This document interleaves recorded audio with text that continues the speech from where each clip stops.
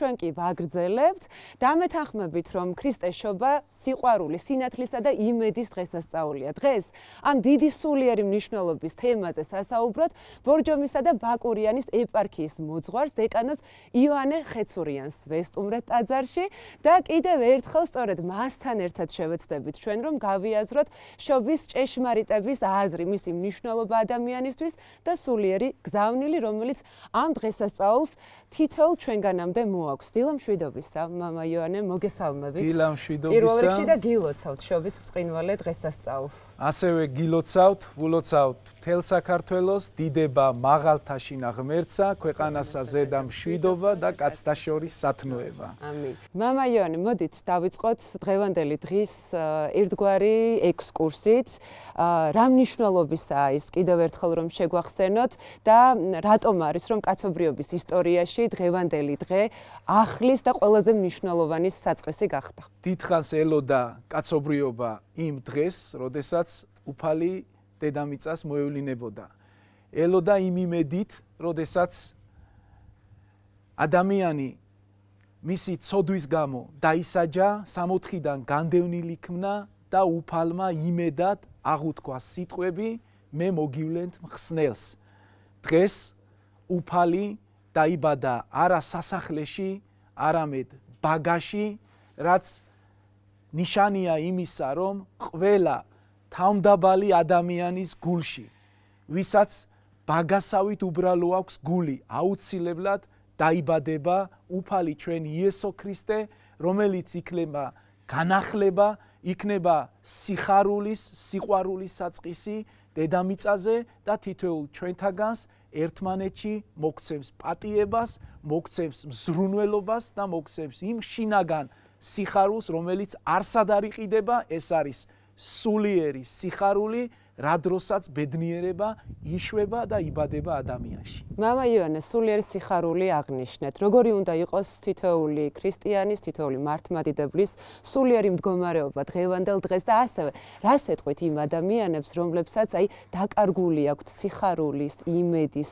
წმენის შეგრძნება ამ თანამედროვე ყოველდღიურობაში. უპირველეს ყოვლისა, მინდა კიდევ ერთხელ ყველა იმ ოჯახს, ვინც ტაძარშიც ვერ მოვიდა, დიდი სიყვარულით მიულოცო დღევანდელი დღე და მინდა უთხრა, რომ უფალი ჩვენ ყოველთვის ხელს გვკიდებს, ყოველთვის გვეფერება, ყოველთვის ცდილობს, რომ დაგვეხმაროს, მაგრამ ჩვენ გავართ ხოლმე იმ ბავშვებს, ცელქ ბავშვებს, რომლებიც დედა რომ ხელს მოკიდებს და ცდილობს სამშვიდობოს ატაროს და შვილი რომ ხელს აისხლიტავს და ცდილობს რომ დედას დაუსხდეს და თავის ნებაზე იაროს. ამიტომ მე მათ ვეტყვი რომ არა უშავს, თუ კი ვინმე ვერ იმარხულა, დიდი მარხვა დასრულდა, ვიცი ჩვენ, თუ კი ვინმე ვერ ახსარება თქვა, ვერ ეზიარა, მე მათ ვეტყვი რომ არასოდეს არ არის გვიანი, უფალი ჩვენ ყოველთვის გველოდება და ისინი არიან ჩვენი სამშობლოს და ჩვენი დედა ეკლესიის ანთებული სანთლები და ჩვენ დედა ეკლესია პატრიარქის წინამძღოლობით ყველას ველოდებით ხელგაშლილი, რათა ერთობლივად განვიცადოთ როგორც შობის, ასევე სხვა უდიდესი დღესასწაულების კასკადი, რომელიც წინ გველოდება, ნათლისღება და ასე შემდგომ და ერთობლივად ხელი-ხელ ჩაკიდებული, ისე როგორც საქართველოს და მისი წინაპრები ღმერთთან მიმოდიოდა, ისე ერთობლივად გაუყვეთ ამ ცხოვრების ბილიკებს. გაუყვეთ ამ ცხოვრების ბილიკებს და ასევე გაუყვეთ გზას და მოდით ტაძარში გადავინაცვლოთ. მინდა მოგიწვიოთ დიდი სიყვარულით. აუცილებლად მინდა გავაგრძელოთ საუბარი ტრადიციებით. ქრისტეს შობას მოგილოცავთ, ალილოდა, ალილოდა, ოცდახორსა დეკემბერსა მამა იოანესთან ერთად ჩვენ უკვე გადმოვინაცვლეთ ილია წინასწარმეტყველის ტაძარში და საუბრობდით სულიერ მდგომარეობაზე, რომელიც მნიშვნელოვანია, ბუნებრივია, რომ ვიზრუნოთ, ვიფიქროთ მის გაძლიერებაზე და მამა იოანე აუცილებლად უნდა გკითხოთ, ალბათ ერთ-ერთი მთავარი კითხვა დღევანდელ დღეს, როგორ უნდა გავუხსნათ გულის კარი ქრისტეს. დღევანდელ დღეს უპირველეს ყოვლისა შემოდის უდიდესი სიხარული და ბედნიერება ბეთლემში შობილი ყრმა იესოს მადლი ეფინება კაცობრიობას, ჩვენი გული უფალს უნდა გაუხსნათ თავმდაბლობითა და სიყვარულით. დღეს ჩვენი პრობლემა, რაც არის გლობალიზაციის დროს, ეს არის, რომ ადამიანებს ერთმანეთის შექება გვიჭირს, ერთმანეთისადმი ნუგეშის მიცემა გვიჭირს. დღეს თავმდაბლობა უპირველეს ყოვლისა ჩვენში საზომად დევს, რომ ჩვენ მოყვას ვეტყვით, როდესაც ის ამა თუ იმ კარგ საქმეს გააკეთებს, აი ყოჩახ შენ რაც გააკეთე, მე ამას ვერ გავაკეთებდი. უფალი შეგეწიოს და მის გულში იწყება ის სიხარული, რომელიც სიხარულის ძალაც აძლევს მას იმ ნუგეშს, რომ ნაბიჯები გადადგას ღვთისკენ, დედა ეკლესიისკენ, სიყვარულით უნდა ვიცხოვროთ თითოეულმა ჩვენთაგანმა.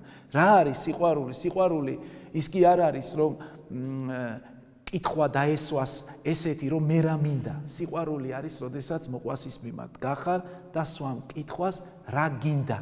და აი ეს იწვევს შენში უკვე ბედნიერებას, რომ მას რომ უნდა შესთავს უარყოფ, მას ემსახურები და ხელი-ხელი ჩაკიდებული მიდიხარ ღვთისკენ. სწორედ ბაგაში შობილი იესო იყო ამის მაგალითი. ბუნებრივია მართლმადიდებლური სამყარო განსაკუთრებული სიხარულით, დიდი ზეიმით აღნიშნავს ხოლმე დღევანდელ დღეს, მაგრამ საინტერესოა თქვენ როგორ ემზადებით ხოლმე შობის დღესასწაულისთვის.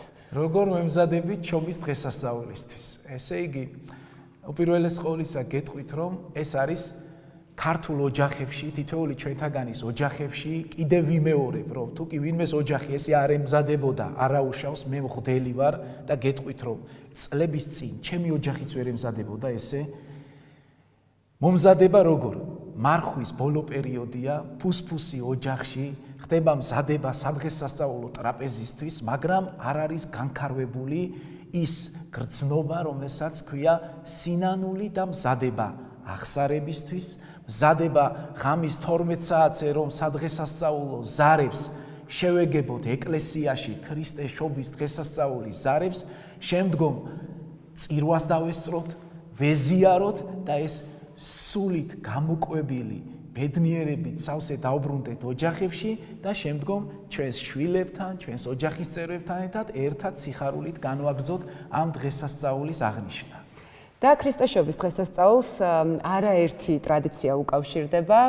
ერთ-ერთი მათგანი ეს არის დიდის თუ პატარასთვის გამორჩეულად საყვარელი ტრადიცია, როდესაც ყველა ოჯახში სარკმელთან შობის შემობრძანებასთან ერთად ვანთებთ ხოლმე სანთელს. ის მნიშვნელობაზეც რომ შეგვახსენოთ. ეს არის ძალიან მნიშვნელოვანი. წლების წინ უწმინდესმა და უნეტარესმა ილია მეორემ გასცა ეს თბილი და საოცარი ლოცვა-კურთხევა, რაც ყოველწლიურად ჩვენს ოჯახებში აღესრულება, მაგრამ ჩვენ აქ ერთი რამ უნდა აღვნიშნოთ. არც ერთი ოჯახი არ უნდა დარჩეს სახლში იმის გამო, რომ ზუსტად 12-ზე სანთელი დაანთოს, სჯობს ეკლესიაში შეხვდეთ წირვით, თუ კი დილას მივდივართ წირვაზე, მაშინ 12 საათზე სანთლით შეხვდეთ, თუ არა და შევხვდეთ ამ სადღესასწაულო ზარებით და წირვით შობას და რომ დავბრუნდებით ღამის 3 საათი იქნება თუ 4 საათი, მერე დავანთოთ ეს სანთელი და მოეფინება ნათელი ჩვენს ოჯახებს. რა სიმბოლური დატვირთვა აქვს სანთლის დანთება სარკმელში? სანთლის დანთებას აქვს სიმბოლური დატვირთვა, რომ იმ სანთლის მადლით, ნათელი შუქით ვეგებებით დედამიწაზე ყველაზე კაშკაშა ვარსკვლავის და სინათლის მოვლინებას, რომელსაც იესო ქრისტე ქვია. მამა იონე, რადგან სანთელი ვახსენეთ, სანთელს სარკმელთან ბავშვებიც დიდი სიხარულით და ენთუზიაზმით ანთებენ ხოლმე. სამადლობელად ღვთისა. კი ბატონო, და ამიტომ აქვე აუცილებლად შეგეკითხებით სწორედ ახალ თაობაზე, მომავალ თაობაზე და ბავშვებზე. მათ როგორ უნდა აუხსნათ დღევანდელი დღის მნიშვნელობა? ამ კითხვაზე ერთ საოცარ მდგომარეობას გეტყვით, რომელიც რამოდენიმე დღის წინ მოხდა. მოდის ბავშვი და მეუბნება ესეთ რაღაცას. დედა ახლავს. რატომ გვიხარია მამაო შობა? მე უთხარი, რომ იმიტომ გვიხარია, ამ დღეს ვინც იშვა, მან ჩვენ გვაჩუქა სიყვარული. და ბავშვი გარბის მშობლისკენ და უძახის, დედა, მე მიყვარს შობა. მე მიყვარხარ შენ, იმიტომ რომ შენი სიყვარული, რა სიტყვას გმარობს, იმან მაჩუქა.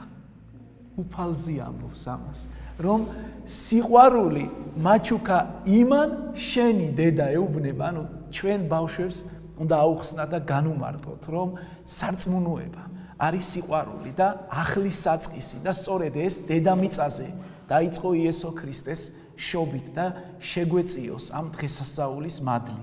მამაიონე, გილოცავთ კიდევ ერთხელ დღევანდელ დღეს, ულოცავ სრულიად საქართველოს, რა თქმა უნდა, საკმაოდ ემოციური, ამაღელვებელი ინტერვიუ გამოვიდა, რისთვისაც ძალიან დიდი მადლობა მინდა გითხრათ.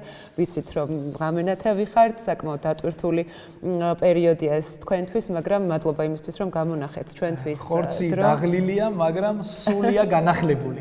სული არის ჩვენს გულებში წრფელი დღესასწაული. განმიახლე გვამსა ჩემსა ლოცულობს სასულიერო პირი, როდესაც ტრაპეზის წინ დგას და ეს ეფინება არა მარტო მას, არამედ თელ სამრევლოს და თელ საქართველოს. გილოცავთ კიდევ ერთხელ ძალიან დიდი მადლობა, ჩვენ კი უნდა გავაგრძელოთ